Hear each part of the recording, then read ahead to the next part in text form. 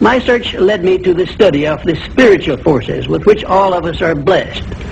And it was in this field that I came upon a clue which has enabled me to help millions of people to find their earthly destinies.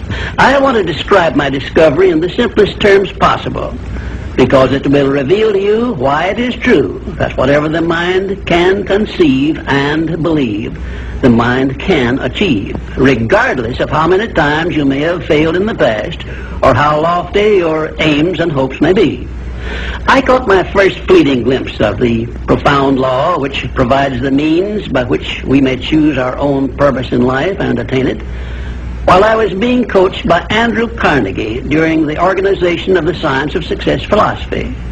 I had just finished telling Mr. Carnegie that I feared he had chosen the wrong person to give the world the first practical philosophy of personal success because of my youth, my lack of education, and my lack of finances. Well, at this point, Mr. Carnegie delivered a lecture that I shall never forget, because it changed my entire life and paved the way for my helping to change the lives of millions of people, some of them not yet born. Let me call your attention to a great power which is under your control, said Mr. Carnegie, a power which is greater than poverty, greater than the lack of education, greater than all of your fears and superstitions combined.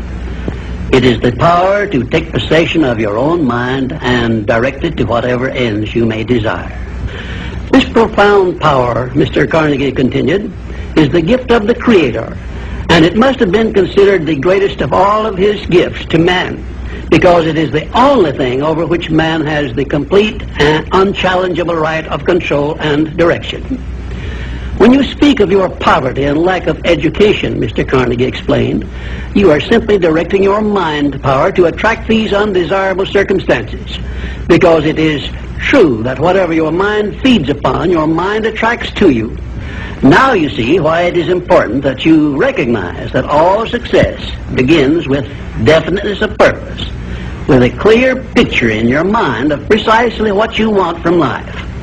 Then Mr. Carnegie continued his speech with a description of a great universal truth which made such an impact upon my mind that I began then and there to give myself a new outlook on life and set up for myself a goal so far above my previous achievements that it shocked my friends and relatives when they heard about it.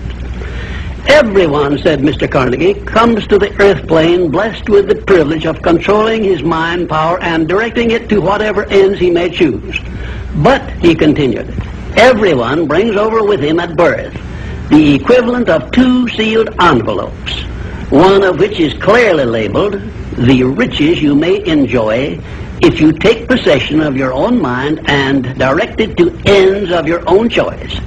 And the other is labeled, the penalties you must pay if you neglect to take possession of your mind and direct it. And now let me reveal to you, said Mr. Carnegie, the contents of those 2 sealed envelopes. In the one labeled riches is this list of blessings. 1, sound health. 2, peace of mind. 3, a labor of love of your own choice. 4, freedom from fear and worry. 5, a positive mental attitude. 6, material riches of your own choice and quantity. In the sealed envelope labeled penalties, Mr. Carnegie continued, is this list of the prices one must pay for neglecting to take possession of his own mind. 1, ill health. 2, fear and worry. 3, indecision and doubt. 4, frustration and discouragement throughout life. 5, poverty and want. 6, and a whole flock of evils consisting of envy, greed, jealousy, anger, hatred, and superstition.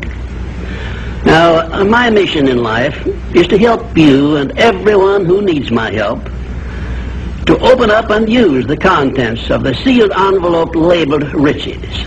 And the starting point from which you must take off if you wish to write your own ticket from here on out for the remainder of your life, I will describe for you in these simple instructions. 1, procure a neat pocket-sized a notebook, or something on the order of this one here, loose leaf affair. And on page 1, write down a clear description of your major desire in life, the one circumstance or position or thing which you will be willing to accept as your idea of success. And remember before you begin writing that your only limitations are those which you set up in your own mind or permit others to set up for you. And 2, on page 2 of your notebook, write down a clear statement of precisely what you intend to give in return for that which you desire from life. And then start in right where you stand now to begin giving. And 3, memorize both of your statements, what you desire and what you intend to give in return for it. And repeat them at least a dozen times daily. And always end your statements with this expression of gratitude for the blessings with which you were gifted at birth. I ask not, O divine providence, for more riches, but more wisdom with which to accept and use wisely the riches I received at birth in the form of the power to control and direct my mind to whatever ends I desire. If you are not too successful or self-satisfied to accept and express this profound prayer, if you accept it and express it in the same spirit of humble sincerity in which I pass it on to you, a new and a better world will reveal itself to you. A world in which you will see reflected the circumstances and the things which you yourself have created. And now let me close this, our first visit, with my favorite expression of gratitude.